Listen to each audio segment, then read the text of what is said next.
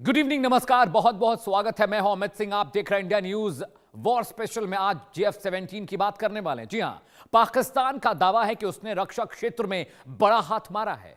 पाकिस्तान दावा कर रहा है कि बीते कुछ महीनों में उसने कुछ मुस्लिम राष्ट्रों से फाइटर जेट JF-17 को लेकर बड़ी डील की है। वो दावा कर रहा है कि अरब देशों को वो फाइटर जेट बेचने जा रहा है। हालांकि इस डील को लेकर अभी तक कोई आधिकारिक बयान सामने नहीं आया है। यह सच है कि पाकिस्तान के पास JF-17 फाइटर जेट है, लेकिन इसे बनाने में चीन ने मदद की है। चीन की बदौलत ही पाकिस्तान आज फाइटर जेट JF-17 का मालिक बना बैठा है। लेकिन ऑपरेशन सिंदूर में पाकिस्तान की पिटी हुई सैन्य ताकत को दुनिया ने देखा। वही पाकिस्तान चीनी मेड अपने फाइटर जेट को अपनी गरीबी दूर करने के लिए मुस्लिम राष्ट्रों को टिकाने की कोशिश में लगा है, बेचने की कोशिश में लगा है। JF-17 का करीब 40% रेवेन्यू किसी भी तरह से चीन को जाता ही है, चाहे वो पार्ट्स की बात हो, डेवलपमेंट की बात हो या बेचने की बात हो। पाकिस्तान और चीन ने मिलकर JF-17 का प्रोडक्शन किया है और दुनिया भर के जो मुस्लिम राष्ट्र हैं, ये दावा पाकिस्तान का है कि वो खरीदने की पेशकश कर रहे हैं। सबसे पहले म्यांमार और नाइजीरिया ने JF-17 खरीदने की बात कही थी। उसके बाद बांग्लादेश का नाम इसमें शामिल किया गया, इसके बाद टर्की का नाम शामिल किया गया। सऊदी अरब भी इस लिस्ट में लगातार बढ़ता जा रहा है जो JF-17 खरीदने की बातचीत करें। ये दावा पाकिस्तान का है। बहुत सारे आर्टिकल, बहुत सारे लिटरेचर देखने को मिल रहा है जहां पर यह कहा जा रहा है कि JF-17 बेचकर पाकिस्तान अपनी गरीबी को दूर करना चाहता है, अपनी मुफलसल को दूर करने की कोशिश में लगा हुआ है। लेकिन इसमें कितनी सच्चाई है, ये देखने, जानने और समझने की बात है। अगले आधे घंटे लगातार पाकिस्तान चाइना के संयुक्त उपक्रम से बनाए गए JF-17 के बारे में बात करेंगे, जो कि एक 4th जनरेशन का फाइटर जेट है।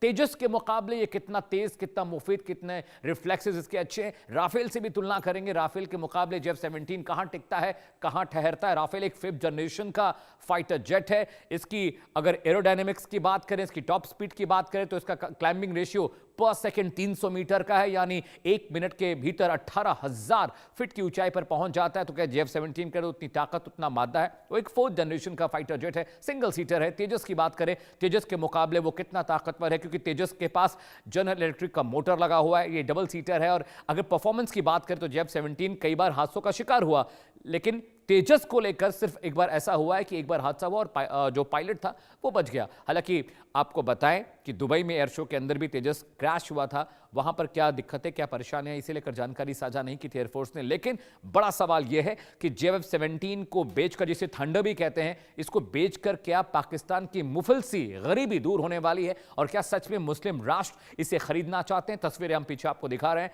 JF-17 और JF-16 को अगर आप जिक्र करें तो आपको याद होगा कि जब ऑपरेशन सिंदूर हुआ था तो बहुत सारे जो ड्रोन्स थे, जो फाइटर जेट थे, उसे हमारे एयर डिफेंस सिस्टम ने मार गिराया। चाहे वो पिनाका रहा हो, अग्नि रहा हो, S-400 जो एयर डिफेंस सिस्टम जो हमने रशिया से इंडिजिनसली डेवलप किया है राष्ट्र में अपने, उसने जिस तरह की परफॉर्मेंस दी। और भारत ने यह दावा किया कि जब ऑपरेशन सिंदूर हुआ था तो JF-17 और 16 सीरीज के फाइटर जेट्स को भारतीय विमानों ने, राफेल ने मार गिराया था। तो ये देखने वाली बात होगी कि चीन, पाकिस्तान जिस जेट को लेकर सब कुछ सेट करना चाहते हैं, उसकी सच्चाई क्या है, उसकी कैपेबिलिटीज क्या है। डॉग फाइट के दौरान JF-17 कहां ठहरता है राफेल के सामने, तेजस के सामने, मिग के सामने, सुखोई के सामने, जगुआर के सामने। ये कैपेबिलिटीज भी आपको बताएंगे और तस्वीरों के जरिए हम आपको दिखा रहे हैं किस तरह से पाकिस्तान में इसकी असेंबलिंग हो रही है।